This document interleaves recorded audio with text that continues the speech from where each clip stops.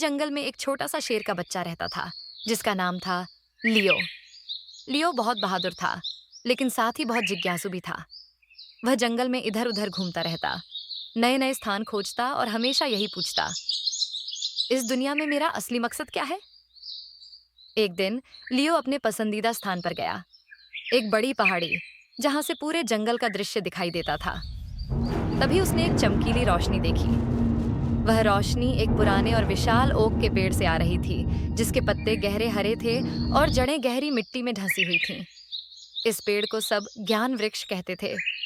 लियो ने पहले कभी इतनी तेज रोशनी नहीं देखी थी, इसलिए वह जिज्ञासा में पेड़ के पास चला गया। जब लियो पेड़ के पास पहुंचा, अचानक पेड़ ने कहा, तुम यहाँ क्यों आए हो छोटे लियो? लियो थोड़ा चौंक कर बोला, मैं जानना चाहता हूँ कि इस जंगल में मेरा असली मकसद क्या है। मैं यहाँ किस लिए हूँ? ज्ञान वृक्ष हल्की मुस्कान के साथ बोला, तुम्हें अपना मकसद मिल जाएगा, लेकिन उससे पहले तुम्हें कुछ परीक्षाएं देनी होंगी। ये परीक्षाएं तुम्हारे अंदर की बहादुरी, बुद्धिमानी और करुणा को जागृत करेंगी। फिर पेड़ ने लियो से कहा, तुम्हें 3 जगहों पर जाना होगा। सबसे पहले चमचमाती नदी पर जाओ, जहां बहाव बहुत तेज है।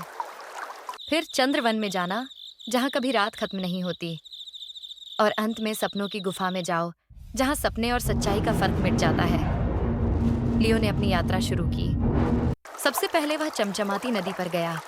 वहां पानी इतनी तेजी से बह रहा था कि लियो डर गया, लेकिन उसने हिम्मत जुटाई और नदी पर बने एक पतले से पुल को पार करने लगा। पुल के बीच में उसे एक छोटा सा खरगोश दिखा, जो तेज बहाव में बह रहा था। लियो ने फुर्ती से छलांग लगाई और खरगोश को बचाया और फिर खुद पुल पर लौट आया।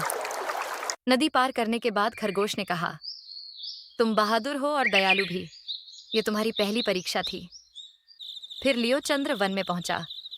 यहाँ पेड़ों के पत्ते चांदनी में सोने की तरह चमक रहे थे, लेकिन जंगल में इतनी घनी अंधेरा था कि कुछ भी साफ दिखाई नहीं दे रहा था। लियो अंधेरे में चलते चलते रास्ता भटक गया।